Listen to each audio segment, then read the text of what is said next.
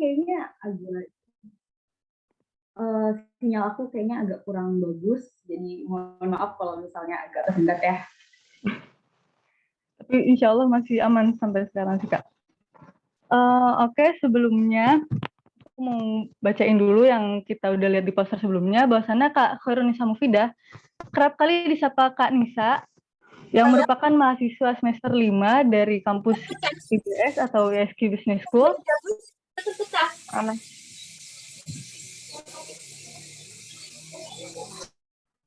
Dan banyak sekali kegiatan yang sedang digeluti Kak Nisa, diantaranya konten kreator di The House of Humairo, juga storyteller of Satu Langkah, dan hebatnya saat ini Kak Nisa sedang mengikuti program Wirausaha Merdeka ya Kak, di kampus ITB Bandung.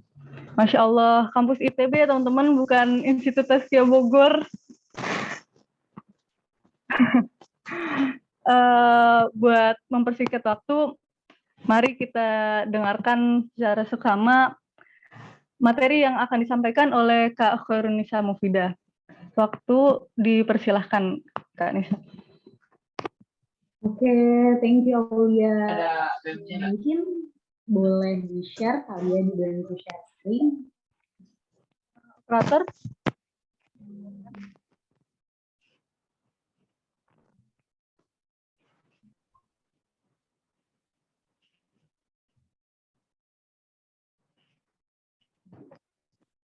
Bentar ya Kak Nisa.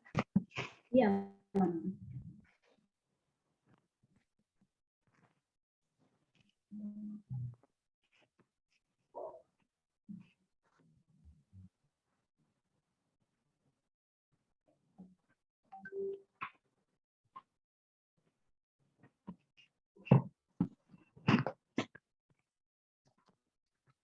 Gimana nih operator, Kak Rizky ada kendala ya atau gimana? Ya, alhamdulillah. Oke, terima kasih. Sebelumnya, Assalamualaikum teman-teman semua, salam kenal. Mungkin boleh di next. Oke, aku izin perkenalkan diri dulu. Mungkin ini boleh di next ya.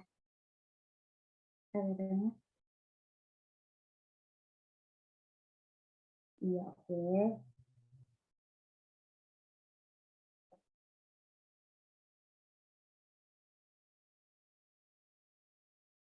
Mohon maaf, ini di aku yang hitam atau gimana ya? Ya nih Kak, sebentar ya Kak. Rizky.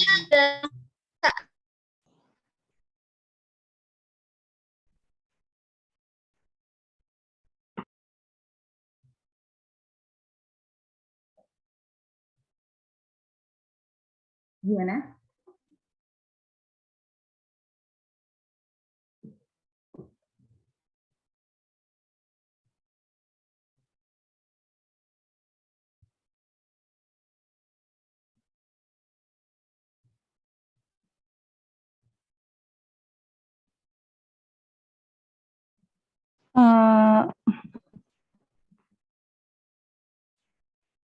Boleh dilanjut dulu Kak, mungkin sambil nunggu. Oke. Sebelumnya, halo teman-teman semua, perkenalkan aku Khairunisa Mufidah. Biasanya aku dipanggilnya Nisa dari ISG Business School. Teman-teman mungkin yang belum tahu, ISG Business School ini ada di Cilandak di Simatupang. Kalau misalnya teman-teman nih ngelewatin tol Ampera, itu suka ngelewatin ada menara yang atasnya ada tulisan Allah, itu kampus aku. Jadi boleh banget nanti main-main, atau dari tim Taskia boleh nanti kita saling main kali ya, ISG Business School sama Taskia. Oke. Aku alhamdulillah saat ini aku menjabat sebagai kampus ambasador, salah satu kampus ambasador di ISG Business School. Sehingga aku ini juga melakukan kegiatan-kegiatan marketing di sana. Kemudian aku juga sekarang lagi sebagai storyteller dari Satu Langkah. Kalau misalnya teman-teman follow Instagram aku, biasanya aku suka sharing-sharing tentang Satu Langkah apa aja sih yang biasanya aku dapetin di kehidupan sehari-hari. Teman-teman bisa banget nih catch me up on Instagram @mdh_ buat dapetin konten-konten aku. Nanti kita sharing-sharing juga di Instagram bisa. Terus juga boleh banget klik LinkedIn aku, di situ nanti kita connect LinkedIn bareng supaya kita memperluas relasi. Oke, boleh di next. Nah, teman-teman sebelumnya aku mau tanya nih, ini kita gini aja ya, nggak usah kaku amat, kita boleh, aku feel free kalau teman-teman pengen on mic, pengen jawab-jawabin aku boleh banget, atau mau langsung tanya di tengah jalan juga mungkin boleh ya, moderator atau dia. Jadi nanti kita dibikin ini aja lah, santai aja ya teman-teman. Oke, sebelumnya teman-teman aku mau tanya nih, siapa yang di sini nggak pernah gagal? Ada yang nggak pernah gagal? Kalau ya nggak pernah gagal nggak? Gagal, Kak. Gagal Nah, mendapatkannya. Oke. Karena kalau misalnya kita nggak pernah gagal, ya udah kita selesai aja sharingnya sampai sini. Oke. Jadi aku mungkin izin cerita sedikit di tahun 2021 aku adalah salah satu tahun di mana itu salah satu masa terpuruk aku gitu ya. Kalau misalnya anak-anak zaman sekarang tuh bilangnya quarter life crisis lah ya. Jadi aku tuh sempat apply magang di beberapa tempat, cuman aku nggak keterima. Kemudian aku juga sekalinya ada jadwal interview, dapet nih apa namanya panggilan interview, ternyata bentrok sama ujian dan akhirnya gagal lagi. Kemudian gimana sih anak-anak zaman sekarang tuh kayak yang dipikirin terus overthinking, akhirnya aku kayak setiap malam aku nangis dan bilang sebenarnya tuh gue mau kemana gitu kan. Terus nyata akhirnya di setiap awal tahun tuh aku biasanya selalu bikin resolusi, bikin list apa aja sih yang bakal aku lakuin di tahun baru.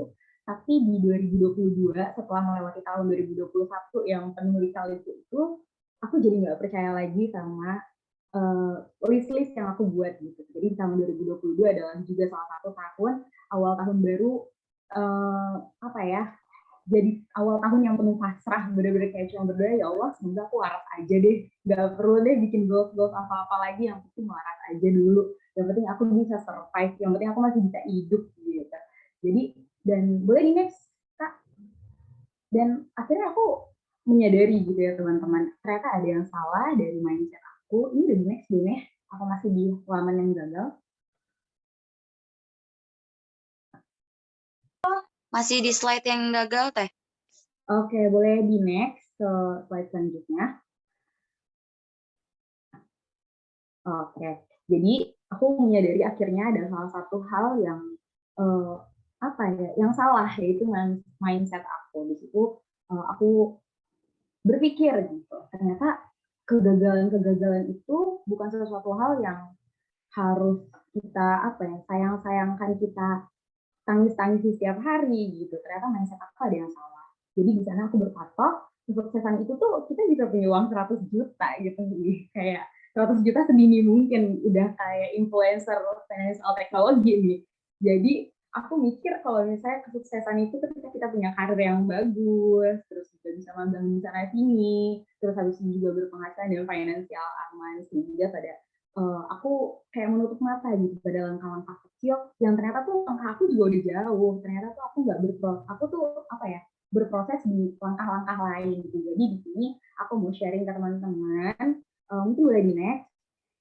Kalau misalnya mulai saat ini aku bakal sharing sama teman-teman semua kalau misalnya sadar kalau misalnya itu adalah menghargai sekecil apapun langkah-langkah kita, dan di sana kita bisa melihat kegagalan itu bukan berarti langkah yang terhenti gitu, melangkah untuk menuju goals kita. Nah, gimana sih caranya untuk apresiasi dan melek terhadap langkah-langkah kecil kita? Boleh di next, Kak.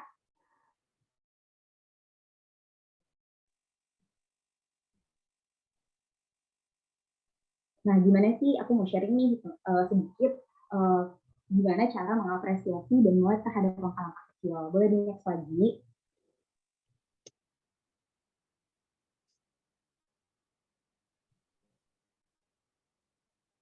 Iya, udah di next sebelumnya ini, atau masih di gimana caranya? Oke, yang pertama teman-teman bisa banget nih, aku jadi waktu itu, jadi di kampus aku, kita ada satu pelajaran, satu mata kuliah yang nyenengin banget. Jadi kita tuh dapat yang namanya mata kuliah karakter, yang dimana kita belajar tentang pengembangan diri. Jadi kita gimana sih tahu kemampuan kita di mana, pengembangan diri kita tuh kayak gimana. Nah, salah satunya ini dosen aku ngasih tahu kalau misalnya kita harus nulis jurnal syukur harian. Jadi kita tugasnya waktu itu kita dalam 1 semester kurang lebih kita disuruh nulis jurnal harian sebelum tidur. Nah, apa sih jurnal harian ini? Jurnal syukur harian ini isinya yang pertama teman-teman grateful in everything you have, grateful in every situation, grateful in other person happiness. Jadi yang pertama teman-teman tuh tulis apa sih jurnal kesyukuran teman-teman, rasa syukur teman-teman dalam apa yang teman-teman rasain hari itu, yang teman-teman punya. Habis itu kalau misalnya selanjutnya teman-teman nulis bersyukur dalam kondisi apapun gitu. Jadi nggak enak apapun, teman-teman tulis aja bersyukur. Terus kemudian bersyukur atas kebahagiaan orang lain. Jadi ini bisa dengan teman-teman terapin. Kalau contohnya itu misalnya kayak gini, nggak mesti beruntun sih, cuman kalau misalnya kasih contoh, misalnya yang pertama, poin pertama itu mensyukuri apa yang kita punya. Gitu.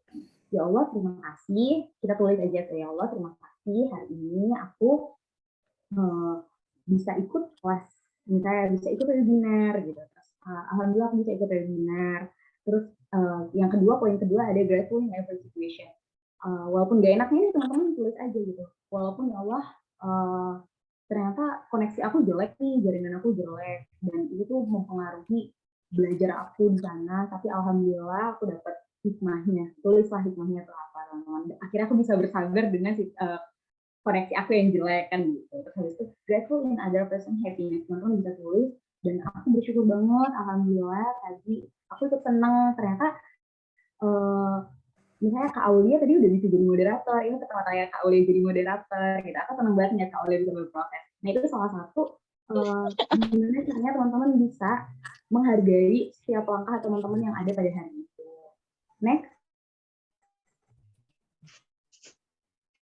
Nah, yang terapin juga, insya Allah teman-teman yang aku share di sini adalah yang aku terapin. Nah, di sini kalau aku sendiri, mungkin aku nggak ditulisnya lewat catatan. Kalau misalnya jurnal syukur harian tadi, aku tulis sebagai kayak diary. Tapi kalau misalnya yang list pencapaian ini, aku tulis di Notion. Teman-teman tahu aplikasi Notion, jadi teman-teman bisa banget tulis di sana, dibikin table. Nah, di sini aku mau ngasih tahu, tulis deh sekecil apapun langkah kalian. Karena langkah kalian adalah pencapaian kalian. Jadi tulis aja, walaupun itu walaupun itu gagal, walaupun itu enggak maksimal, tapi tulis aja. Misalnya kalau aku pribadi sekecil kayak hari ini aku daftar magang gitu. Hari ini aku daftar magang, walaupun aku belum tentu diterima, tapi yang penting aku hari ini daftar magang. Tandanya apa? Tandanya aku udah berani untuk memulai sesuatu hal yang baru. Tandanya aku udah berani mengambil keputusan aku pengen magang di sini. Gitu. Terus habis itu juga tulis aja lagi misalnya kayak dipercaya jadi ketua mata kuliah, bisa banget ditulis. Walaupun itu mungkin bagi orang lain itu adalah hal yang kecil. Tapi buat teman-teman sendiri, jadikan itu sesuatu hal yang istimewa. Jadi teman-teman tuh kayak menghargai diri teman-teman. Wah, alhamdulillah aku hari ini jadi dipercaya jadi ketua mata kuliah. Gitu. Terus habis itu juga mungkin juga bisa sekecil, alhamdulillah aku berhasil nyelesain 1 buku, aku bisa baca buku dalam waktu singkat, atau mungkin dalam 1 tahun ini aku bisa baca 1 buku, itu alhamdulillah. Terus bisa jadi brand, jadi moderator, atau hal-hal lain. Sekecil apapun teman-teman aku saranin untuk ditulis, karena itu adalah salah satu cara teman-teman bisa menghargai langkah teman-teman gitu. Next. Nah, kemudian teman-teman di sini kalau misalnya kita berjalan tanpa Allah gitu ya, kayak nggak ada apa-apanya, kita tekan butiran debu lah ya. Jadi aku saranin, ini juga yang dosen aku saranin, yaitu talk to Allah. Apa sih talk to Allah itu? Kita berbicara gitu sama Allah. Kayak bicara, nggak usah berdoa yang gimana-gimana gitu. Misalnya kayak yang, aku bingung doanya kayak gimana gitu. Aku nggak tahu bacaan doanya apa. Tapi talk to Allah ini kayak teman-teman ngobrol sama Allah. Dahuluin Allah gitu. Misalnya kayak bangun tidur, talk to Allah aja gitu. Bismillah, bangun tidur, baca doa bangun tidur, terus ya Allah bismillah hari ini tolong lancarin. Aku ada interview nih ya Allah, tolong dimudahin. Karena aku tahu di tempat ini insya Allah baik, dan aku pengen aku ada di environment yang mereka. Gitu. Jadi bicara aja sama Allah sekecil apapun gitu. Jadi tuh kayak kita ngasih tahu aja sama Allah apa aja, ya kita kayak curhat aja gitu, nggak perlu kayak yang harus ada bacaan-bacaan yang khusus, tapi itulah cara kita, salah satu cara berkomunikasi sama Allah, yang dimana itu berarti kita melibatkan Allah di setiap langkah kita, dan itu penting banget teman-teman. Dan aku juga sampai saat ini aku masih terus mencoba untuk menerapkan itu, karena sesungguhnya apa ya, kita suka luput kan ya, kita suka lupa sama Allah gitu kan. Kadang kita ngerasa gagal, tapi ternyata kita tuh nggak berkaca gitu. Oh ternyata kita nggak melibatkan Allah di sana, sehingga saat kita gagal tuh kita benar-benar terpuruk. Sedangkan kalau kita melibatkan Allah, teman-teman, kalau misalnya kita gagal, yang pertama kali ada di pikiran kita adalah, oh Allah tuh ada di sini, Allah tuh ada di dalam langkah aku. Jadi kalau misalnya ada yang gagal, mungkin ini belum yang terbaik buat aku. Karena Allah pasti punya hal-hal baik lainnya buat aku di luar sana. Gitu. Boleh di next. Terus yang terakhir ini sangat-sangat apa ya? Sangat-sangat penting gitu. Nah, kalau misalnya orang-orang suka ngomong-ngomong love yourself, self love, kita harus self love, itu benar-benar bagus banget. Itu benar-benar apa ya, teman-teman harus diin namanya apresiasi diri kalian sendiri gitu. Apresiasi dengan caranya tuh banyak ya nih. Cuman aku di sini kasih beberapa tips aja. Yang pertama, beli sesuatu itu kasih reward. Cuma jangan terlalu sering kasih reward ke diri kita gitu kan. Nanti boros dan akhirnya kita yang miskin gitu kan, karena sering ngasih ke diri kita sendiri gitu. Jadi maksud aku di sini beli sesuatu itu mungkin kalau teman-teman melewati sesuatu hal yang menurut teman-teman itu apa ya, berpengaruh banget buat teman-teman, itu hal yang besar buat teman-teman. Contohnya kayak, iya aku menang juara, alhamdulillah, belilah sesuatu buat diri kita gitu. Kayak, terima kasih ya, ternyata kamu bisa melewati ini gitu kan, dengan cara memberikan sesuatu kepada diri kita. Masa kita senang ngasih hadiah ke orang lain tapi ke diri kitanya enggak gitu. Terus kemudian aku menyarankan untuk pergi ke tempat yang kamu ingin kunjungi. Jadi kalau sekarang nggak perlu mahal-mahal lah ya, nggak perlu bayar uang tiket mahal-mahal lah, nyampe 100 sampai ke atas 200 300. Sekarang udah banyak banget lokasi-lokasi yang teman-teman bisa kunjungi dengan apa ya, bahkan free HTM gitu. Jadi teman-teman kalau habis melakukan sesuatu, kasih reward buat diri teman-teman, ya jangan beli sesuatu aja, cuman pergi ke tempat lain gitu, pergi keluar rumah, dan kunjungin aja tempat-tempat yang belum pernah teman-teman kunjungi tempat yang pengen teman-teman kunjungi. Karena di sana, boleh bantunya. Makasih. Di sana teman-teman juga bisa apa ya, belajar dari banyak hal. Nah, yang terakhir di sini, atau teman-teman bisa juga nih sekedar kalau misalnya, aku nggak punya tenaga buat keluar rumah, aku lagi nggak ada uang buat ngasih hadiah buat diri aku sendiri. Teman-teman juga bisa kok sekedar bilang sama diri sendiri, aku bangga sama kamu. Coba teman-teman sesering apa sih teman-teman tuh kayak bilang bangga ke teman kalian sendiri, tapi jarang banget bilang bangga ke diri sendiri gitu. Bahkan yang sering kita dengar dari diri kita sendiri adalah hal-hal buruk biasanya, kayak ih bodoh banget sih, kenapa nggak bisa gitu aja, yang lain aja bisa, masa kamu nggak bisa. No, tapi teman-teman masukin ke diri teman-teman adalah hal-hal yang positif. Aku bangga walaupun kecil apapun gitu. Terima kasih ya diri, aku bangga banget sama kamu, terus berproses gitu. Boleh di next.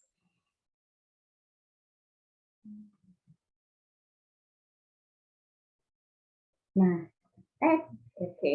Jadi di sini mungkin penutupnya sedikit, aku pengen kasih tahu ke teman-teman, continuous improvement is better than great perfection. Apa tuh artinya adalah apa ya? Yang improve yang terus-menerus gitu. Hal kecil, langkah-langkah kecil terus-menerus itu lebih baik daripada teman-teman tuh mikirin perfect apa ya, kesempurnaan terus. Aku tuh pengen ini, tapi aku harus yang sempurna banget nih ngerjainnya. Tapi ujung-ujungnya apa, biasa kalau kita terlalu mikirin perfeksionis banget, itu malah suka tertunda gitu, hal-hal yang tertunda. Bahkan kalau misalnya kita nggak mulai dari sekarang, kapan lagi mulainya gitu kan. Kalau selalu merasa kayak, ih aku belum siap nih buat di sana, aku masih harus ngerjain ini dan lain-lain lainnya untuk menunda kesempurnaan, ya itu nggak akan pernah berjalan. Jadi di sini break down the goals into your small steps gitu. Jadi kalau misalnya teman-teman punya goals, punya tujuan, itu teman-teman jangan langsung kayak ke hal-hal yang harus perfect gitu, hal-hal yang harus istimewa atau hal-hal besar. Nah, tapi teman-teman tuh harus break down, bikin langkah-langkah kecil apa aja sih yang teman-teman harus mencapai ke tujuan itu gitu. Next mungkin boleh. Nah, ini yang terakhir, jadi saran dari aku, 1 langkah, teman-teman mulai dari sekarang. Oke, terima kasih. Mungkin itu sedikit dari aku mungkin kembalikan lagi ke moderator. Thank you. Wah, terima kasih banyak Kak Nisa. Pemaparannya sangat-sangat insightful dan menggugah pikiran banget ya teman-teman. Dan aku tuh selalu mantengin Instagramnya Kanisa ini dan benar-benar selalu bikin semangat lagi. Terus kalau lagi down nih buka story-nya Kanisa, wah semangat lagi deh, masa kalah sama Kanisa. Aku kan pengen ngikutin langkahnya Kanisa, satu langkah. Kan Aulia juga bagus itu, suka bikin story-story yang menggugah. Oh, belum konsisten sayangnya. Sebelum kita beralih ke sesi tanya jawab, aku mau ikut sharing ke Anissa. Bahwasannya nerapin jurnalis itu setiap malam atau ya mungkin nggak selalu setiap hari sih. Cuman aku dari situ aku belajar bahwasannya kita perlu berkomunikasi sama diri kita sendiri lewat jurnal itu. Dan ketika nanti kita punya hal-hal yang kita lagi nggak sukai tapi kita tulis di situ, kita bisa ambil pelajaran nanti kemudian hari. Itu ternyata udah lewat gitu. Dan kita ngerasa bersyukur terus setiap harinya nantinya.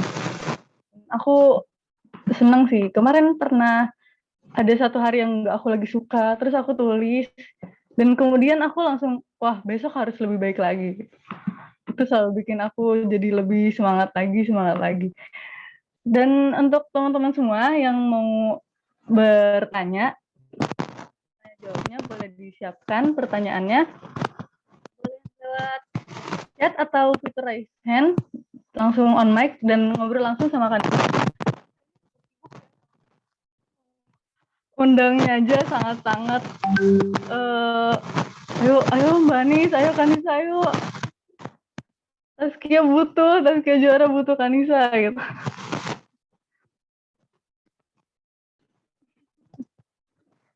Oke, itu kayaknya udah ada yang mungkin udah ada kan? Suaranya putus.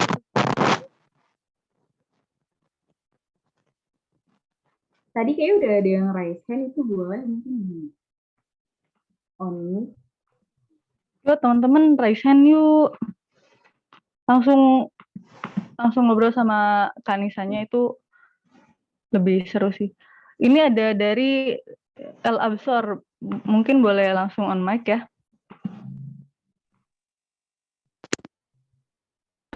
Assalamualaikum warahmatullahi wabarakatuh. Waalaikumsalam. Terima kasih kepada moderator sudah memberikan izin saya untuk bertanya kepada Mbak Nisa. Mbak Nisa ya. Sebelumnya saya sudah pernah melakukan satu langkah untuk gimana ya? Saya waktu itu ingin bikin konten tentang gaming gitu. Tapi di tengah jalan ada satu titik saya merasa jenuh untuk melanjutkan konten tersebut.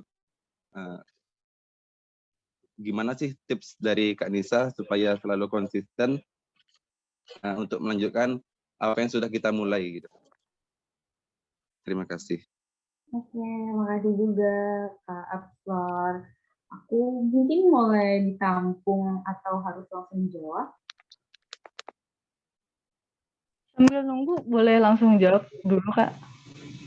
Oke, ini adalah hal yang lumrah ya teman-teman. Kalau kita merasa jenuh dengan sesuatu, gitu. Jadi jangan merasa tertekan karena jenuh, keluar lebih banyak lagi, banyak sesuatu. Kalau aku pribadi, aku tadi senang banget teman-teman udah mulai konten tadi tentang gaming, terus merasa jenuh dengan konten itu dan tidak konsisten gitu.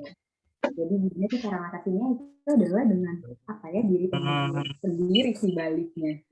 Kalau misalnya aku pribadi caranya adalah kan biasanya kalau misalnya konten di Instagram aku juga nggak rutin sebenarnya, nggak setiap hari banget konten, cuman kayak apa ya, yang penting konten yang kita sajikan itu emang bermanfaat buat orang lain gitu. Jadi kalau misalnya balik lagi kontennya itu buat apa gitu. Jadi kalau misalnya kita udah punya tujuan, misalnya kan tadi aku bilang kan kalau misalnya kita kalau punya goals itu bikin breakdown step, small step-nya gitu, apa aja sih step-stepnya yang harus dilakuin. Dan ketika teman-teman udah punya goals, itu teman-teman pasti bakal ingat lagi gitu. Aku juga sekarang, misalnya aku sekarang lagi punya goals, aku pengen bantu teman-teman buat bareng-bareng ayo satu langkah mulai dari hari ini teman-teman bisa aku bermanfaat buat orang lain dan saat kita lagi lemes dan lagi apa ya lagi nggak mood buat bikin konten lagi atau enggak lagi ya pokoknya nggak konsisten gitu kan lagi nggak konsisten lagi nggak apa ya lagi jenuh dengan hal itu tapi ingat lagi kita punya goal kita juga punya tujuan kan ya kita punya tujuan tadi tujuannya apa itu ingat-ingat terus deh. Jadi penting banget makanya kenapa kita harus punya goals, kita juga harus punya reason apa ya? Kenapa sih kita harus ngelakuin hal itu supaya saat kita jenuh kita bisa recall lagi nih goals kita tuh apa gitu. Kurang lebih sih kayak gitu ya. Terjawab nggak kira-kira hal? Ya nih Kak Absol, semoga terjawab ya. Alhamdulillah terjawab. Terima kasih buat sarannya Kak Nisa. Oke, sama-sama. Untuk teman-teman yang lain, ada yang mau bertanya lagi?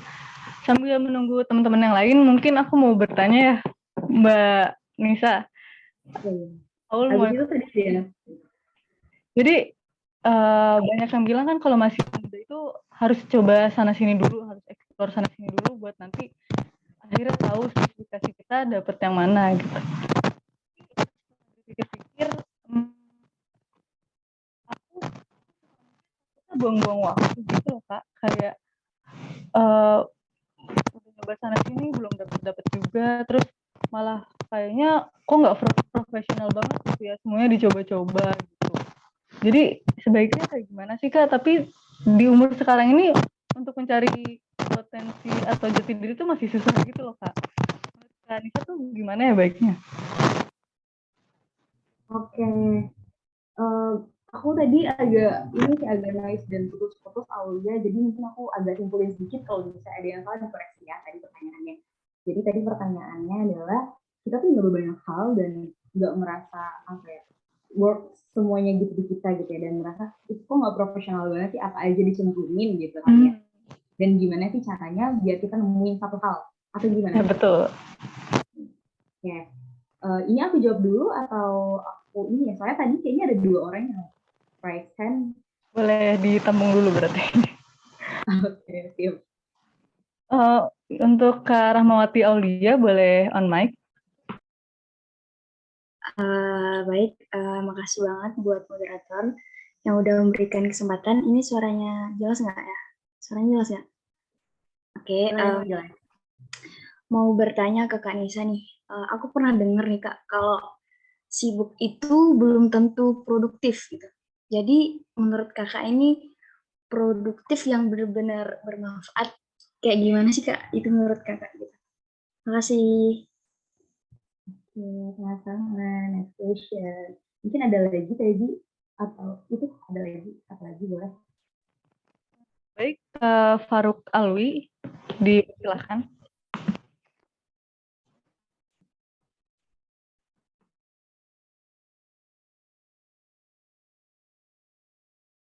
Faruk Alwi, apa kepencet kali ya Kak? Alhamdulillah. Oke, jadi sebelumnya terima kasih banyak buat moderator dan pembicara Kak Nisa. Masya Allah sekali penjabaran materinya. Jadi saya sekarang nih sedang semester 6 menuju semester 7. Sekarang semester 7 menuju semester 8. Jadi kedepannya bakalan persiapan untuk ujian skripsi dan lain-lainnya. Bagaimana meyakinkan diri pribadi, diri sendiri untuk bisa keluar dari zona nyaman. Karena kedepannya tuh bakalan banyak pilihan-pilihan sulit dalam kehidupan. Gitu Kak. Oke, thank you Kak Faruk. Mungkin aku boleh ada lagi yang mau tanya atau aku jawab dulu sekarang ya? Keburu lupa. Mungkin bisa dijawab dulu kan Nisa, takut lupa. Aku mungkin jawab tadi dari yang pertanyaannya Aulia ya. gimana sih caranya biar kita nggak merasa itu hal yang sia-sia gitu ya. Jadi sebelumnya aku juga sama banget nih Aulia, aku juga waktu itu aku bener-bener kayak nyemplung di semua hal. Tapi aku nggak bener-bener kayak yang ahli di sana gitu. Jadi kayak ya udah gue ngelakuin ini gue bisa, dan gue nggak gue nggak menemukan diri gue nggak suka juga di sana. Gue bisa, tapi ya udah nggak profesional banget, nggak profesional amat, nggak ahli amat gitu ya. Tapi gue bisa juga. Nah, kayaknya hal-hal seperti itu bakal bakal kita rasain gitu ya. Kalau nggak kita rasain, kita nggak menemukan sesuatu hal yang kita suka banget dan kita nggak suka gitu. Aku mungkin sharing sedikit. Jadi aku pas waktu itu sempat magang. Aku magang di tim marketing. Jadi di sana jadi sebelumnya itu aku juga sama. Aku mencoba banyak hal, bener-bener kayak yang pernah jadi aku content creator. Misalnya kayak aku ngedesain. Terus padahal aku nggak jago-jago banget desain gitu. Tapi aku ternyata aku enjoy aja, dan walaupun nggak bagus-bagus amat, tapi aku enjoy gitu. Dan kemudian aku juga pernah banyak deh aku lakuin gitu. Aku nyemplung di mana-mana gitu. Sampai aku tuh menanyakan sama diri aku tuh bisanya apa sih sebenarnya yang benar-benar aku bisa, yang aku bisa gitu. Terus kemudian saat aku join nih, aku magang sebagai telemarketing waktu itu. Kegiatan marketing itu tuh benar-benar kayak yang akhirnya aku menemukan satu hal, wah nggak bisa nih, gue nggak bisa di sini, gue nggak suka gitu. Benar-benar kayak yang energinya down, dan itu tuh aku baru menyadari kayak kalau kita nggak nyobain banyak hal, kita nggak akan ketemu apa yang kita suka dan apa yang nggak kita suka gitu, apa yang kita bisa banget dan apa yang kita emang nggak pengen nyemplung di sana gitu. Jadi nggak apa-apa teman-teman, explore aja banyak hal. Suatu saat jangan jangan merasa itu sesuatu hal yang nggak berguna. Dengan teman-teman nyemplung di suatu hal itu, teman-teman tuh banyak banget manfaatnya. Mungkin bisa ketemu orang baru, mungkin bisa dapat pengalaman baru. Dan aku pun di telemarketing, walaupun aku nggak suka, tapi aku dapat hal yang baru gitu. Aku di sana dapat pelajaran bahwa yang namanya usaha itu kayak aku dikasih tahu sama direkturnya. Jadi itu aku dikasih sama direkturnya di sana, direktur sales dan marketingnya. Aku minta dipanggil waktu itu dan aku dikasih tahu kalau misalnya ikhtiar aku itu namanya tuh kayak sainnya Bunda Siti Hajar gitu. Ikhtiar kita tuh kayak ya udah lari dari sofa dan marwah. Bunda Siti Hajar juga gitu kan, kayak lari dari sofa dan marwah tuh 7 kali dan gak nemu air gitu kan di sofa marwah. Tapi airnya di mana ternyata?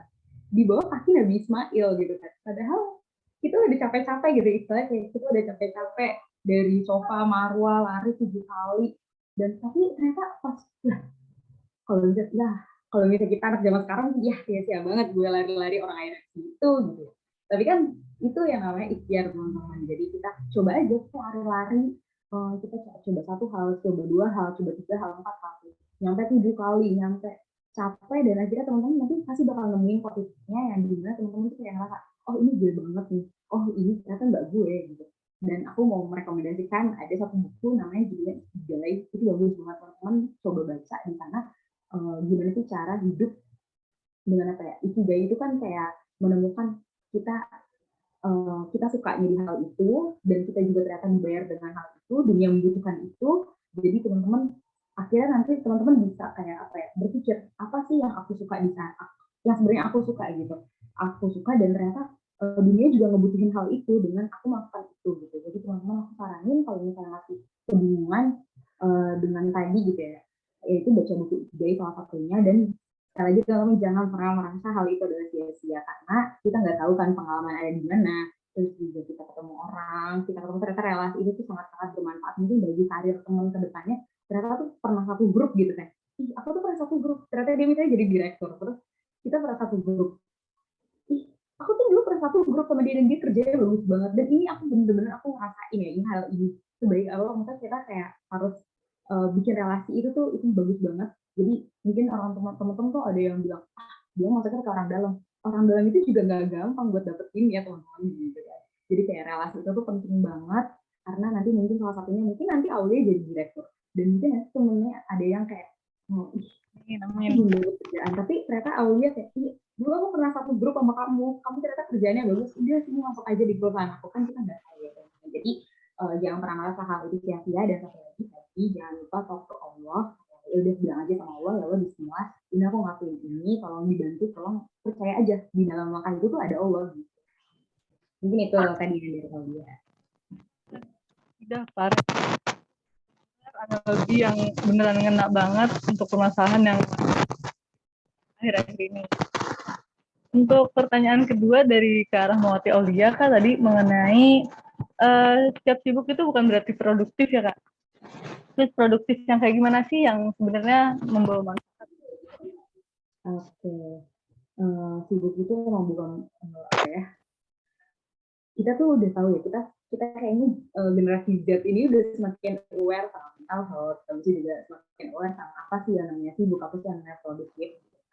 Dan aku juga sempat baca-baca gitu, banyak kalau misalnya apa ya, sibuk itu tuh nggak bagus gitu. Kalau kamu bagus ya kamu produktif, dan produktif yang seperti apa sih maksudnya? Produktif adalah kita bisa manage waktu yang tepat. Kayak mungkin waktu gimana waktu buat belajar, kita bisa manage, oh jam segini sampai jam segini aku belajar, oh jam segini sampai jam segini aku bareng keluarga, oh jam segini sampai jam segini aku catch up sama temen, oh jam segini sampai jam segini ada waktu me time, jam segini sampai jam segini. Jadi itu kita memporsikan waktu masing-masing waktu gitu ya. Kalau misalnya kayak jangan tuh aku tuh, jadi aku pernah dengar dari teman aku kayak gini, kalau misalnya orang sibuk itu dia tuh nggak pengen banget dibilang orang sibuk, karena kalau orang sibuk itu kayak kita dipermainkan oleh waktu gitu. Jadi waktu yang nge-manage kita, bukan kita yang nge-manage waktu, sedangkan orang produktif adalah kita yang manage waktu. Mungkin perbedaannya ada di situ kali ya. Gitu mungkin. Gitu. Karena Kak Rahmawati Aulia semoga menjawab ya, Kak. Dan untuk ya, pertanyaan dari Kak Faruk Alwi, aku yang lupa ternyata, Kak. Kak Nisanya ingat nggak? Faruk, oh ini kali ya. Mungkin boleh diulang lagi, takutnya nanti ada yang salah. Kak Faruk Alwi, mohon maaf ya, boleh diulang kembali, Kak, pertanyaannya.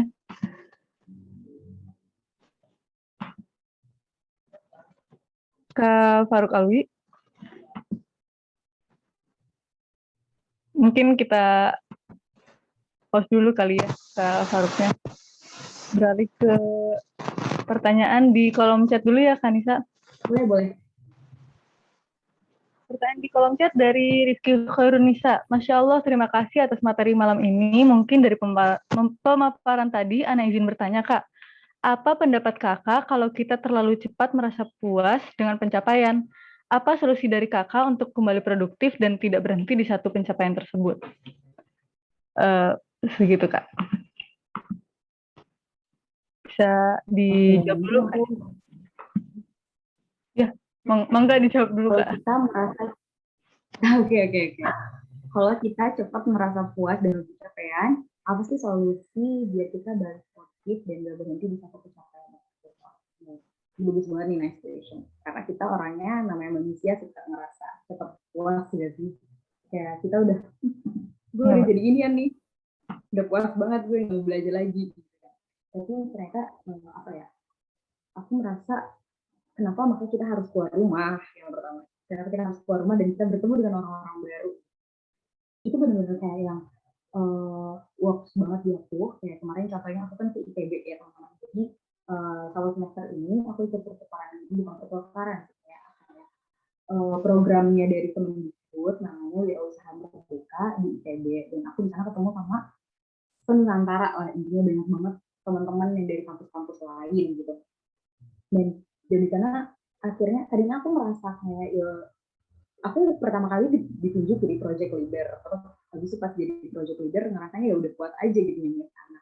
Terus setelah aku ngobrol sendiri itu kita makan di meja bareng-bareng, dan aku ngobrol sama teman-teman yang dari kampus-kampus lain, dan mereka ternyata hebat banget, dan aku ngerasa baru kayak ternyata tuh emang kita nggak boleh berhenti di satu titik aja. Jadi itulah kayak kenapa kita harus keluar rumah, kita ngobrol sama orang lain. Jadi kalau misalnya lagi merasa cepat puas, recall lagi dirinya, kayak ilmu di dunia ini tuh kayak apa ya, kalau dibilang sama siapa ya, aku lupa, mohon maaf, kalau misalnya kita tuh kayak masukin jari ke air, itu tuh mungkin ilmu kita tuh cuman yang ya mepes aja gitu dari kita gitu. Jadi explore banyak hal. Kalau misalnya emang lagi merasa puas dalam satu pencapaian itu, boleh banget coba cari pencapaian yang lain, kayak misalnya mungkin di hal lain, mungkin kalau teman-teman misalnya baru menang lomba fotografi dan merasa puas dengan itu, boleh mungkin coba challenge diri kalian di hal lain gitu. Jadi biar dirinya tuh kayak nggak merasa puas aja di satu titik gitu. Karena kita tuh masih banyak harus explore banyak hal lagi gitu. Masih banyak orang yang ternyata lebih di atas kita. Kalau misalnya aku pribadi, motivasi buat aku adalah uh, dunia kerja sekarang itu tuh kejam banget. Kayak kita mungkin skill kita yang sekarang kalau misalnya nggak di improve terus ya bakal kalah sama orang-orang di luar sana, karena masih banyak orang-orang di sana yang dia mau belajar terus setiap hari, kurang lebih kayak gitu sih.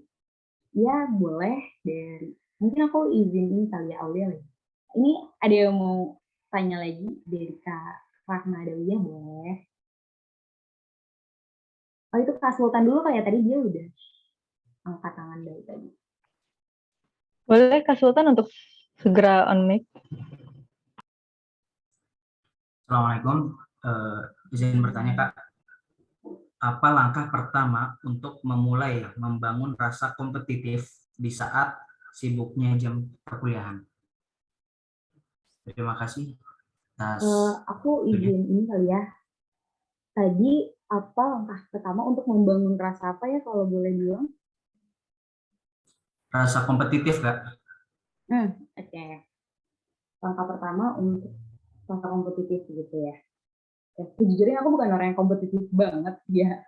Jadi aku kadang-kadang let it flow juga. Ya, cuman kalau misalnya yang pertama, langkah pertama adalah kita melek. Pertama kita melek, masih banyak orang di luar sana yang lebih dari kita. Gitu. Kita tuh cuman apa ya, jangan pernah ya kan, kita balik lagi ke pembicaraan yang tadi, kita jangan pernah merasa puas dalam satu hal. Gitu. Jadi yang pertama adalah teman-teman melek deh, teman-teman melek harus merasa kayak ilmu aku tuh nggak seberapa gitu, ilmu aku nggak seberapa dan aku harus terus improve, aku harus terus apa ya, memulai langkah-langkah baru, dan itu langkah pertamanya adalah dari diri kamu, gak bisa dari aku ngomong. Langkah pertamanya adalah ya kamu bangun aja dulu gitu. Kalau kamu lagi di kasur, lagi mikirin itunya di kasur, kamu bangun aja dulu. Gitu. Ambil laptopnya, cari apa yang harus kamu cari di sana. Gitu. Jadi yang pertama adalah bangunin diri dulu deh. Gitu. Mungkin menjawab nggak ya, Sultan?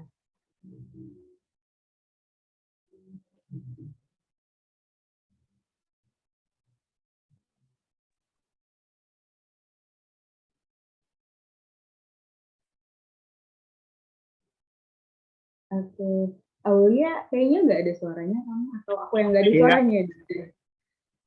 Oke. Kak,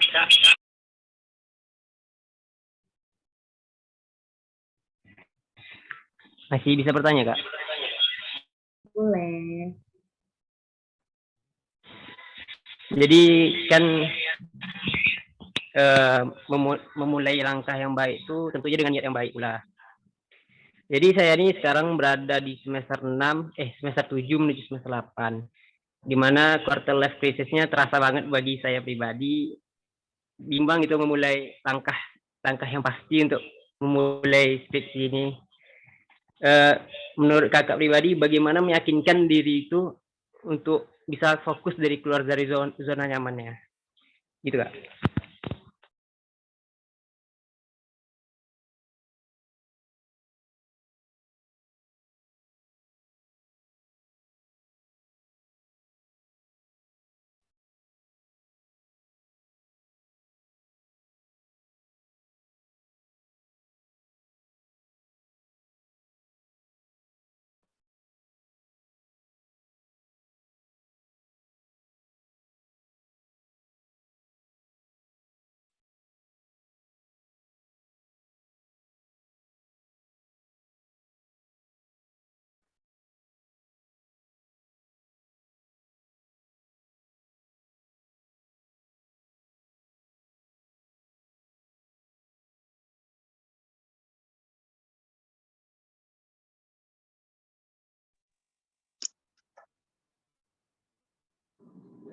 Interupsi. Kayaknya suaranya Allah ya, agak Belum masuk. Ya aku kental teman-teman. Mungkin boleh diulang pertanyaan-pertanyaannya. Tapi awalnya tadi kayaknya belum ada suaranya.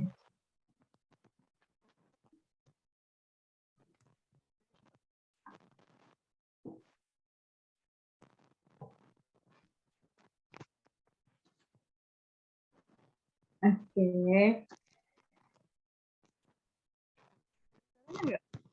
Mungkin teman-teman tadi yang dari chat boleh di copy lagi nggak ya? Aku ntar baca ini bantu akal. Oh, iya. Kanisa kedengeran nggak suaraku? Sekarang ada. Untuk pertanyaan dari Kak Faruk Alwi yang aku tangkap ya Kak, karena di sini juga ada kendala jaringan, jadi mohon maaf ya teman-teman. Dari pertanyaannya Kak Faruk Alwi, bagaimana caranya keluar dari zona nyaman ketika berada di quarter life crisis? Gitu. Apalagi Kak Faruk Alwi sedang berada di semester 7 yang sibuk dan banyak huru-hara dunia lah. Gimana caranya keluar dari comfort zone gitu Kak? Oke, Kak Faruk, semangat yang pertama, berat lagi skripsian ya. Semangat akhir semesternya. Dan yang pertama gini, cara kita keluar dari comfort zone gitu. Untuk keluar dari zona nyaman, sebenarnya nggak perlu amat kita keluar dari zona nyaman. Malah enak nggak sih kalau kita bisa kerja dalam zona nyaman, kita zona nyaman dengan kerjaan yang kita suka, gajinya gede, kenapa kita harus keluar kan gitu kan. Terus kalau kita lagi di suatu tempat yang enak, kita join organisasinya enak, terus habis itu juga support semua orang-orangnya positive vibes semua, kenapa kita harus keluar dari zona nyaman itu. Jadi kita harus memilah-milah di zona nyaman apa. Nah, mungkin di sini kayak zona nyamannya adalah gimana sih cara kita buat keluar dari zona nyaman itu, gimana ya, itu balik lagi sih ke diri kita masing-masing teman-teman. Jadi kalau misalnya lagi merasa quarter life crisis gitu, lagi bingung gitu, kita mau kemana sih hidupnya gitu, itu bisa banget teman-teman validasi aja ya feelings gitu, gak apa-apa ngerasa capek, exhausted itu wajar banget gitu. Ngerasa capek nggak apa-apa, ngerasa lagi bingung nggak apa-apa. Validasi itu yang pertama adalah validasi. Teman-teman ngerasa capek ya udah oke, teman-teman istirahat. Terus teman-teman kalau misalnya ngerasa sedih ya teman-teman juga validasi aja, rasa aku lagi sedih, oke. Dan cari tahu sedihnya tuh kenapa gitu. Misalnya kayak aku sedih karena mungkin ya ini teman-teman aku udah pada dapat judul skripsi, aku belum, aku sedih banget, aku judul skripsi aku ditolak 3 kali misalnya. Terus habis itu sampai sekarang aku belum dapat judul skripsi. Terus kemudian setelah kan kita validasinya, berarti kita sedih, terus kita tahu kan sedih kita karena apa. Setelah validasi kita mencari tahu kita tuh sedihnya karena. Setelah kita cari tahu sedihnya karena apa, kita tahu kan kayak apa sih yang harus kita lakuin setelah ini gitu. Setelah kita sedih-sedih, apakah sedih-sedih itu menyelesaikan masalah setelah kita berlarut-larut kan enggak. Jadi yang pertama adalah validasi feeling, apapun itu, kalau misalnya lagi marah, lagi kesal, lagi sedih, lagi merasa quarter life crisis, itu yang penting validasi dulu, teman diri kamu dengan validasi perasaan, kemudian juga cari tahu apa penyebabnya, dan kemudian setelah teman-teman tahu nih penyebabnya apa, teman-teman bisa tahu apa sih langkah selanjutnya yang teman-teman harus ambil gitu. Jadi kalau misalnya teman-teman merasa lagi ada di zona nyaman, ya balik lagi tadi, tanyain sama diri kamu, apakah kamu benar-benar mau ada di dalam zona itu, dan apa sih yang seharusnya kamu lakukan. Sebenarnya karena sesungguhnya yang tahu langkah apa yang bakal kalian lakuin bukan aku, tapi adalah teman-teman sendiri gitu.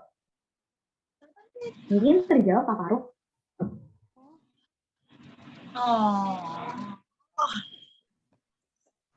Semoga terjawab ya Kak Faruk. Terdengar nggak suara aku? Aku jadi khawatir. Untuk pertanyaan dari kolom chat ya Kak. Dari Kak Rahma Adawiyah. Izin bertanya Kak. Kita kan sebagai manusia harus mempunyai banyak relasi. Nah pertanyaannya bagaimana caranya seorang yang introvert bisa membangun komunikasi yang baik dengan orang lain.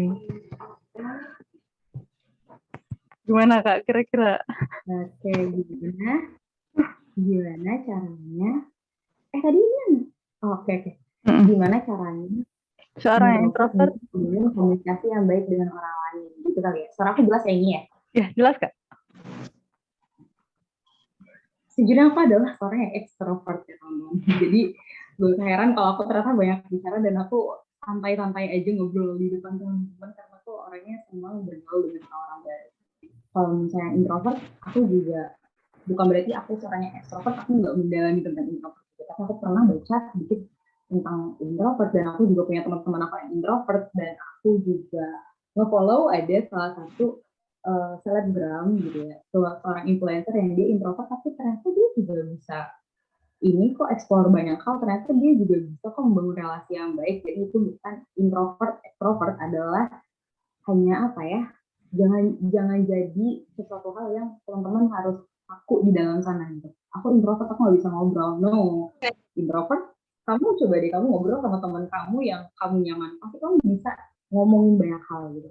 Jadi yang kamu lakukan adalah kamu cari tahu gimana caranya ngobrol sama orang gitu. Nggak mesti kamu harus ngobrol sama banyak orang gitu, enggak. Karena aku juga, walaupun aku ekstrovert, aku nggak bisa kayak langsung kenalan sama banyak orang gitu dalam satu waktu. Bisa teman-teman ngobrol aja dulu. Adapun divisi yang saya pilih yaitu divisi lomba dan juga divisi acara juga divisi lomba. Mungkin boleh bantu. Terus apa lagi Kak? Untuk para petugas mengamankan mic. Oke, nggak apa-apa. Oke, jadi Maaf ya Kanisa. ya nggak apa-apa aman. Jadi jangan terpaku deh kayak aku introvert, aku nggak bisa ngobrol. No. Teman-teman sekarang udah ada YouTube, teman-teman sekarang udah ada Instagram. Banyak orang yang nge-share tips cara ngobrol yang baik. Banyak orang udah nge-share gimana sih caranya membangun komunikasi yang baik dengan orang lain. Jadi introvert, extrovert itu bukan sesuatu hal yang harus teman-teman khawatirin. Gitu. Jadi apa ya? Jangan mengkotak-kotakan diri kita lah gitu. Jadi kalau misalnya introvert ya udah banyak kok sekarang di YouTube cara berbicara yang baik. Kalau buku ada cara seni berbicara gitu kan. Jadi udah banyak lah, jangan dikotak-kotakin diri kita. Kasihan diri kita, sebenarnya kita bisa eksplor banyak hal, tapi diri kita sendiri malah yang kotak-kotakin, aku nggak bisa ngobrol kayak gitu. Ternyata aku introvert, ternyata aku ini. Jadi jangan teman-teman explore, cari tahu lah banyak hal, itu udah banyak banget, kita udah hidup di zaman yang enak banget. Oke, mungkin kurang lebih itu buat Kak Rahma. Ada Wiyah. Oke. Thank you. Ada lagi? Mungkin untuk tambahan kali ya Kak, kita kan pernah bahas ini berdua. Apa di suaranya Kak? Ada. Iya, gimana perbedaan yang sangat berbeda antara aku yang sangat-sangat introvert dan Kanisa yang sangat ekstrovert. Kemudian kita bisa bareng kok, dan aku maksudnya kita nggak boleh, benar yang kata Kanisa bilang, kita nggak boleh framing ekstrovert dan introvert semuanya punya kelebihannya masing-masing. Dan menurut aku orang ekstro tuh suka sharing, orang intro tuh quiet observant gitu. Dan kita bisa sama-sama saling sharing aja gitu. Dan untuk akhir-akhir ini ada suatu masalah introvert aku, di mana aku prodinya komunikasi, dan aku sangat introvert, itu agak pressure buat aku. Tapi kemudian gimana caranya kita buat memanage energi kita gitu. Kita tahu kita introvert, kita tahu kita cepet capek kalau di tempat rame, ya udah nggak apa-apa, kita minggir-minggir dulu. Nanti kalau misalkan udah ada lagi energinya udah dicas, ngobrol lagi gitu. Tapi nggak ada yang namanya, maksudnya orang suka stereotip ya Kak, gimana introvertnya nggak bisa public speaking, introvertnya nggak bisa nih ngobrol sama orang, nggak bisa nih buat organisasi gitu. Padahal banyak kok, asal kita nggak punya mindset itu, jauhin aja mindset jelek, kita semua bisa melakukan apa yang kita pengen gitu. Gitu sih. Setuju banget ternyata. Agak berat ya jadi introvert yang harus dirame-rame. Tapi aku kemarin ngobrol sama orang ekstrovert dan nggak semua ekstrovert kerjanya ngobrol kok. Dia pengen kadang-kadang juga pengen sendiri. Ya nggak kan Nisa? Setuju. Aku ini mungkin izin sharing lagi sedikit kali ya. Jadi pas kemarin aku di Bandung yang pas acara yang ITB itu yang di Summer Merdeka, jadi kan karena ketemu sama banyak orang dan itu pertama kali kita di grup-grupin gitu ya. Misal kita cari grup sendiri dan akhirnya kita nggak belajar dengan dalam satu kelas itu kita ketemu orang yang terus-terusan itu enggak gitu, kita ketemu dengan orang yang baru lagi gitu. Dan nyampe pas pertama kali aku dateng, walaupun aku ekstrovert gitu aku nggak bisa langsung, maksudnya kayak aku nggak ada tenaga buat langsung ngobrol sama banyak orang. Tapi ada teman aku yang sama satu kampus juga, dia emang orangnya bener-bener yang udah mana personality-nya emang influence gitu kan. Jadi kalau misalnya teman-teman tes personality ada DISC, itu teman-teman harus cobain deh tes itu DISC buat mengetahui diri teman-teman. Jadi kalau misalnya dia itu tipenya influence banget gitu. Dan dia bisa kayak langsung ngobrol sama orang banyak. Tapi dia bilang sama aku kayak gini, Miss, kalau misalnya di acara kayak gini tuh ngobrol sama banyak orang, kenalan gitu. Karena dia saking mungkin dia gregetan nggak tahu kayak gimana sih, tapi ya ntar dulu energi gue belum full gitu. Tapi ternyata apa ya, jadi nggak mesti kita harus langsung kok, pelan-pelan juga ngobrol sama satu orang aja nih, yang satu meja aja dulu gitu kayak, ih kamu dari mana gitu, oh ya kan nggak mungkin kan satu meja kita nggak ngobrol gitu. Jadi makin lama kita bakal ini sih, ya udah join-joinan aja gitu, jangan pernah malu buat kayak join di misalnya di meja lain gitu. Aku nyampe waktu itu aku makan tuh kayak gimana ya, udah pada penuh dan akhirnya aku join ya di sini, dan akhirnya karena kita join di meja itu kita jadi ngobrol lagi kan sama orang baru. Jadi ya udah aja gitu, kayak ya jangan udah mana kita nggak dapat tempat terus kita malah menyendiri gitu kan, ada peluang tapi kita malah menyendiri. Tapi ya gitu tadi, bisa teman-teman kontrol lah diri teman-teman, kapan teman-teman pengennya sendiri boleh ya, tapi kalau misalnya pengen cari relasi ya boleh lebih besar lagi ngobrolnya sama lebih banyak orang, itu dikontrol aja sama diri teman-teman sendiri. Lagi tahu ya. Dari Kak Nurul Iza, Kak Nisa boleh share template Notion yang kakak pakai nggak ya? Aku juga pengen coba list progress aku. Gimana Kak? Aduh, aku nggak tahu sih gimana cara bikin template Notion ya. Jadi kalau aku sendiri tuh kayak cuman ini aja sih. Aku bikinnya table biasa. Ada tiga table, ada tiga row, apa namanya? 3 row kalau nggak salah. Yang pertama di sini yang paling pinggir itu mungkin kayak tempat dimana aku baru daftar aja, kayak hal-hal yang bener-bener kecil yang kayak aku daftar magang, aku daftar ini, yang padahal itu belum tentu keterima. Terus yang di sebelahnya baru deh kalau misalnya keterima, alhamdulillah aku keterima. Kalau misalnya nggak keterima juga nggak apa-apa, terus aja alhamdulillah nggak keterima ya nggak apa-apa gitu. Berarti harus cari di tempat lain. Jadi kita apa ya kita belajar aja bahwa kegagalan itu bukan sesuatu hal yang aib kok gitu. Dan aku belajar sekarang alhamdulillah aku lagi dapat belajar tentang startup ya teman-teman. Jadi bisnis itu bisa konvensional, bisa startup, dan kalau bisa di bisnis konten mungkin ya gagal ya kita kebanyakan kalau gagal ya udah kita stres gitu ya. Tapi kalau misalnya di startup itu kegagalan adalah satu hal yang apa ya, itu wajib gitu.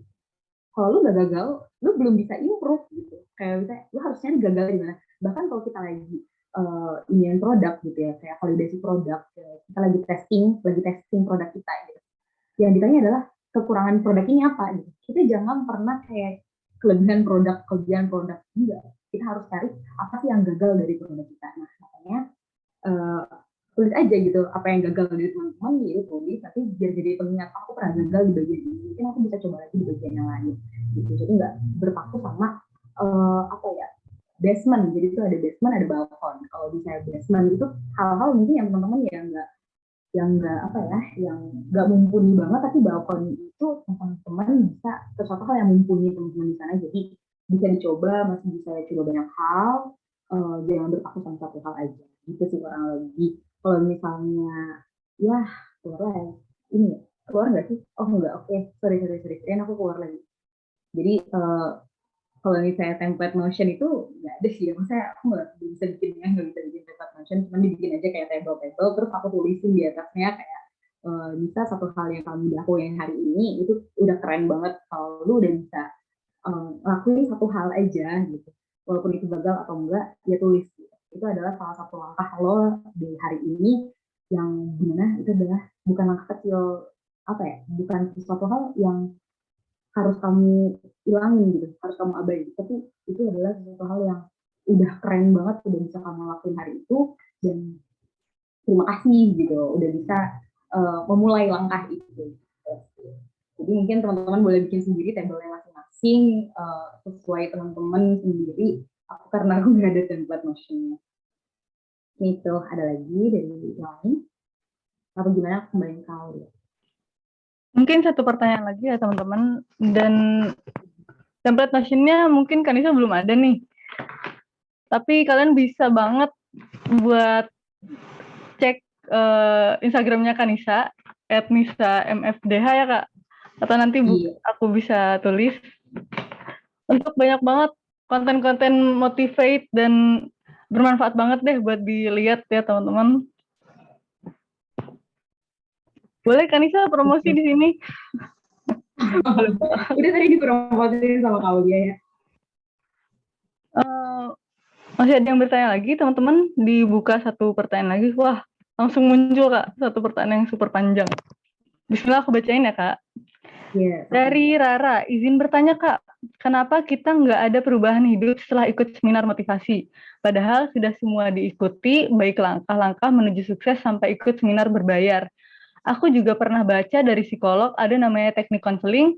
Jadi konselor ini dilarang buat ngasih advice karena tujuan konseling itu menyeimbangkan antara real dan ideal self. Jadi tugasnya konselor itu cuma sebagai mediator aja, bukan ngasih advice. Pertanyaan kedua, apa di dunia ini yang hanya bisa membantu inner self itu diri sendiri? Apa semua motivasi itu nggak ada artinya? Mungkin bisa dibaca lagi. Bisa, oke. Nangkep. Yang pertama mungkin kenapa kita nggak ada perubahan hidup setelah itu seminar motivasi, bahkan yang kita konseling itu bilangnya adalah tugas konselor itu cuma sebagai mediator gitu ya. Yang pertama adalah tadi mungkin aku udah sedikit senggol-senggol tentang goals gitu ya. Teman-teman kalau misalnya teman-teman boleh share, cek ya di di Google, namanya ESQWay. Di sana ada yang namanya Brainwise gitu. Jadi aku mungkin bentar ya, aku izin share screen sebentar, boleh tahu lihat? Mangga silahkan. Aku bisa share screen deh. Seharusnya bisa sih Kak. Ya. Sebentar ya.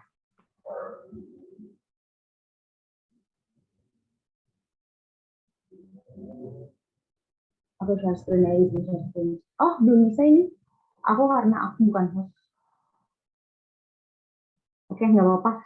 Jadi teman-teman ini bisa dicek ya, namanya ESQ Matrix. Di sini, kalau misalnya di ESQ Matrix itu ada yang namanya the grand why, itu adalah hal yang paling tinggi, yang paling atas dalam kehidupan kita. Kalau misalnya teman-teman mungkin yang jurusan psikolog udah ada yang belajar tentang hierarki Maslow ya, kalau nggak salah. Itu terus juga ada konsep di ESQ Matrix ini.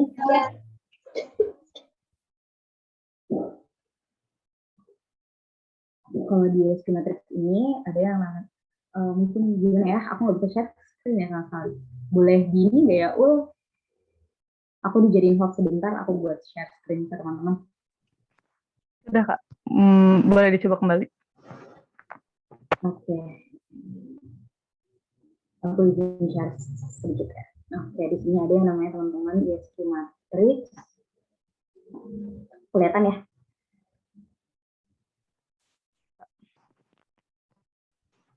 Bentar.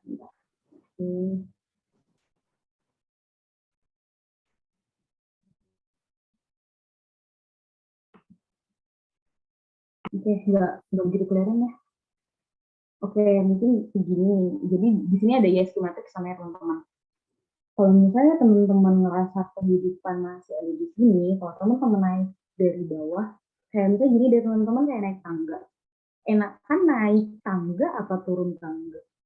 Ini lebih gampang turun tangga ya, lebih nggak berasa capeknya. Nah, makanya kalau di SQ Matrix ini, ada yang namanya dari paling bawah namanya kepastian. Dalam hidup itu pasti ya, pasti kita pernah ada di dalam sini, namanya kepastian. Kalau di dalam kepastian itu kayak ya hidup buat makan gitu ya. Kayak ya udah yang penting gue makan, yang penting gue bisa hidup karena gue masih punya makanan, karena gue punya gaji gitu, karena gue punya duit gitu ya. Jadi kayak di dalam sini tuh hidup teman-teman tuh cuma sekedar kayak gitu, kayak sekedar butuh kepastian aja. Kemudian nanti muncul setelah teman-teman udah punya kepastian, kan teman-teman udah punya gaji, udah enak nih kan, udah punya gaji, udah kepastiannya udah tercukupi gitu. Muncul kok tantangan ini teman-teman akhirnya masih ter-challenge, ada sesuatu hal yang baru kayak ih gue pengen ngerasain itu deh, gue pengen merasa ada tantangan, terus kemudian naik. Kalau udah tertantang, aku kali ya, kalau udah tertantang muncul yang namanya eksistensi diri. Nah kita udah menang-menang nih lomba, terus eksis kan, ini orang nih keren nih udah menang lomba. Nah kita pasti apa ya, kalau misalnya itu namanya star syndrome kali ya. Jadi eksistensi diri itu kita merasa diri kita apa ya, kita hidup untuk validasi dari orang lain gitu, karena kita merasa kita pengen eksis gitu. Nah itu masih sesuatu hal yang di bawah banget lah. Terus kemudian kita naik lagi, ketika kita udah dapet eksistensi diri, terus juga tantangan udah, kepastian udah, kita naik nih ke relasi dan cinta. Kita membutuhkan orang-orang di sekitar kita membutuhkan salah misalnya kayak kita membutuhkan pasangan dan sebagainya. Terus kemudian naik lagi ke perkembangan. Di saat ini teman-teman kayak udah mulai berkembang nih, dan naik lagi ke kontribusi. Teman-teman udah bisa berkontribusi, hidup untuk kontribusi, bukan hidup untuk lagi-lagi untuk makan doang. Tapi teman-teman udah bisa mikir kayak gimana sih caranya gue bisa berkontribusi dalam hidup ini gitu. Terus kemudian yang paling atas, naik lagi ke paling atas adalah meaning dan purpose. Apa sih hidup teman-teman, kayak meaning, apa namanya, sebuah apa ya, alasan teman-teman mulai mencari kayak makna hidup teman-teman tuh apa gitu, meaning dan purpose. Nah disinilah ada yang paling atas namanya the grand why. Kalau teman-teman mulai dari the grand why, kalau misalnya teman-teman udah dapat semuanya ini, pasti kan suka ngerasa kayak kok gue hidup udah dapet semuanya, gue udah kaya, gue udah enak, gue terkenal, gue juga udah dapet orang yang gue cintai, gue juga udah bisa berkontribusi, tapi kok rasanya kayak hampa ya hidup gue gitu. Padahal gue kaya, padahal gue udah eksis, orang-orang banyak yang kenal gue tuh, tapi kenapa gue hampa aja gitu. Nah disinilah yang harus teman-teman gali gitu ya. Motivasi itu harus ada di sini gitu, the grand why. Teman-teman harus punya grand why. Grand why ini adalah teman-teman menemukan alasan terbesar gitu. Alasan terbesar adalah ya apa sih, di Al-Quran kan ada ya teman, kita hidup untuk apa? Beribadah sama Allah, ya kan? Ya udah, jadi apapun yang teman-teman lakuin, kayak misalnya aku pengen jadi content writer misalnya, aku pengen jadi penulis. Ya pengen jadi penulis itu brand lainnya apa? Kenapa pengen jadi penulis? Oh aku pengen tulisan aku bisa bermanfaat bagi orang lain. Kenapa pengen bermanfaat bagi orang lain? Ya ternyata aku pengen kayak asmanya Allah, yaitu An-Nafi gitu kan, yang bermanfaat. Jadi teman-teman kulik apa sih teman-teman makna hidup teman-teman, kayak yang itu supaya nanti teman-teman tuh bisa apa ya namanya, kayak menemukan alasan teman-teman bisa kembali lagi ke jalannya gitu, kayak jalannya gitu, kayak bebas dari yang aku nggak termotivasi, aku lagi motivasi gitu, nggak termotivasi ya, tapi itu sebenarnya harus sekolah lagi, gue dulu apa sekolah kemudian apa, jadi goals itu kita yang tadi kita kan makhluk Allah gitu ya, kita kan hamba Allah, kita khalifah di muka bumi ini gitu kan ya, jadi ya jangan sampai kita berhenti di satu titik aja gitu. Jadi harus cari, emang benar-benar konseling itu ya dia cuma sebagai mediator. Ya teman-teman kalau misalnya motivasi yang nggak datang dari teman-teman sendiri, ya nggak bakal bisa gitu. Misal aku udah ngomong panjang lebar gitu, kalau teman-teman udah termotivasi nggak ada tergerak ya buat apa juga gitu. Jadi teman-teman bangun lagi tadi, temuin dari mulai hidup teman-teman tuh apa sih yang bikin teman-teman tuh mau bertahan hidup. Jadi jangan sampai kita dari bawah, dari kepastian dulu. Kalau kita dari kepastian atas itu bakal capek banget, kita dari naik. kita naik tangga tuh capek banget, kita naik gunung itu capek banget, tapi kalau udah turun tuh udah enak gitu kan. Jadi kalau misalnya turun, kalau kita dari atas, dari Greenway, ketika kita udah punya Greenway, ya itu kepastian tuh kalau yang kecil lah. Kita udah nggak butuh lagi deh validasi orang, kita udah nggak butuh lagi deh, mungkin kita bisa jadi kita tidak termotivasi karena kita tidak dapat apresiasi dari orang lain gitu kan ya. Tapi kalau misalnya teman-teman dapat Greenway ini, ya teman-teman nggak butuh lagi deh validasi dari orang lain, teman-teman nggak butuh lagi apresiasi dari orang lain. Mungkin kurang lebih kayak gitu. Terus ini yang kedua, pertanyaan kedua itu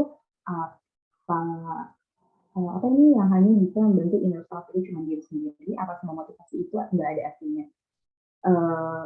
Benar banget kalau misalnya motivasi itu dari diri sendiri, tapi bukan berarti motivasi dari orang lain nggak ada artinya juga. Ya ibaratnya kayak gini sih teman-teman. Teman-teman ngapain mandi kalau misalnya ujung-ujungnya kotor lagi? Nah pertanyaannya kurang lebih sama gitu kan. Ya ngapain mandi kalau kotor lagi ujung-ujungnya? Ya biar seger, biar enak. Nah sama kayak motivasi. Kalau teman-teman ngedatengin yang motivasi, acara-acara motivasi, ya mungkin termotivasinya di saat itu doang gitu, ya, tapi nggak apa-apa. Jadi mungkin teman-teman nanti bakal keinget lagi di suatu saat lagi dimotivasi, juga keinget lagi. Jadi ya jangan pernah berhenti gitu. Kalau misalnya jangan mikir kayak berarti motivasi dari orang nggak ada artinya, nggak gitu. Kayak ya udah, barangkali itu satu kata yang teman-teman ingat itu malah justru satu kata yang paling berpengaruh dalam hidup teman-teman. Kalau itu seperti itu. Ada lagi? Mungkin terjawab nggak ya? Ini pertanyaan dari siapa yang bagus banget? Dari Kak Rara, Kanisa. Dari Kak Rara terjawab nggak ya kira-kira? Jadi panjang banget tadi kita ya. Semoga terjawab ya Kak Rara. Dan alhamdulillahnya pertanyaan Kak Rara menjadi penutup di sesi tanya jawab kita kali ini. Untuk teman-teman yang masih ingin bertanya mungkin bisa bertanya lewat via Instagramnya Kanisa di @nisa_mfdh. Kemudian ya keep in touch sama Kanisa di Instagramnya ya teman-teman. Kanisa sangat-sangat aktif di Instagramnya saat ini. Sebelum beralih ke sesi closing statement, teman-teman bisa isi link absensi untuk mendapatkan sertifikat.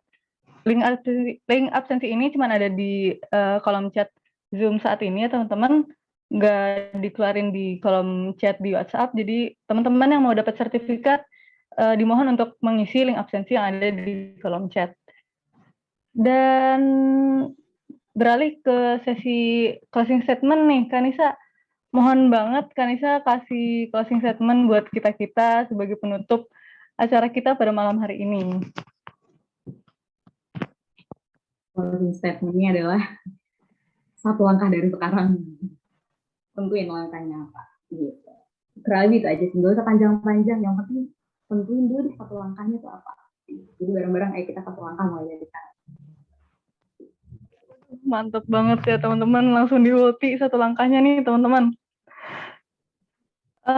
Sobat Jara semua, alhamdulillah telah usai sudah webinar Rastok pada malam hari ini yang mengusung tema semua bermula dari satu langkah.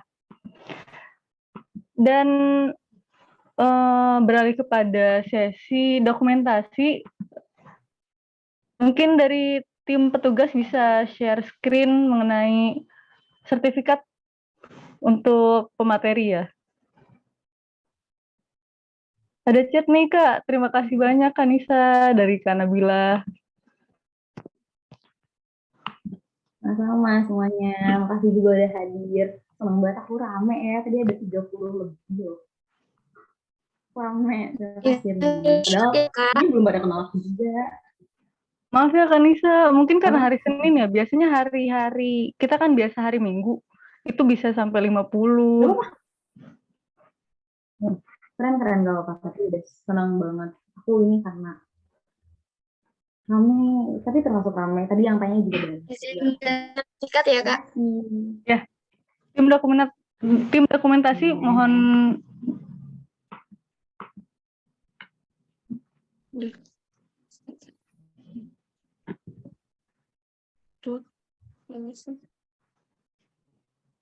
Mohon aba-aba.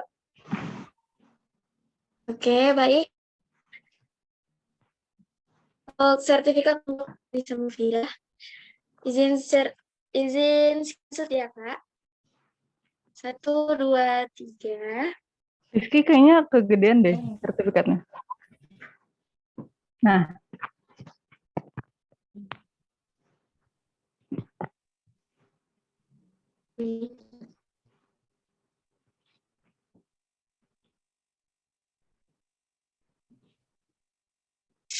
Oke. Izin ganti sertifikatnya, Kak. silahkan. Untuk moderator kita pada malam hari ini, kepada Kak Siti Aulia. 1, 2, 3.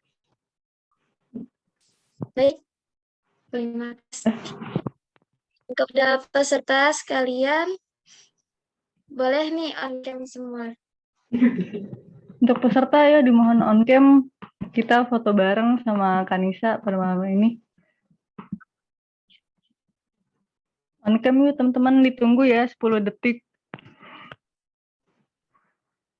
Oke, baik, untuk yang slide pertama ya.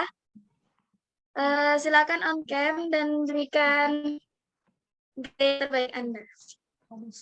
1, 2, 3. Slide berikutnya. Udah tahu. Teman ayo ditunggu on cam-nya.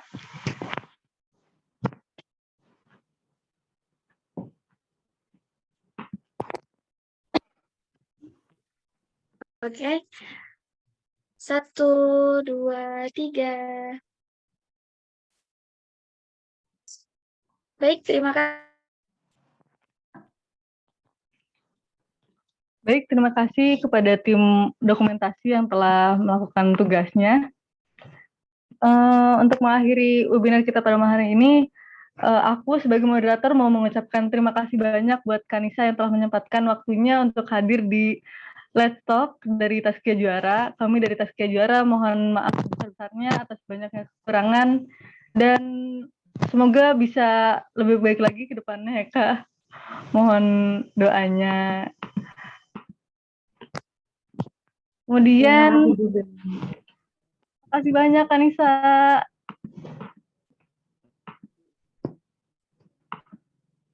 Terus aku sebagai moderator juga mau mengucapkan terima kasih sebanyak-banyaknya untuk semua partisipan karena telah berusaha untuk hadir di acara pada malam hari ini di hari Senin malam yang udah capek banget nih hari Senin, tapi masih berusaha untuk hadir dan produktif mendengarkan webinar kita pada malam hari ini. Semuanya terima kasih banyak ya teman-teman.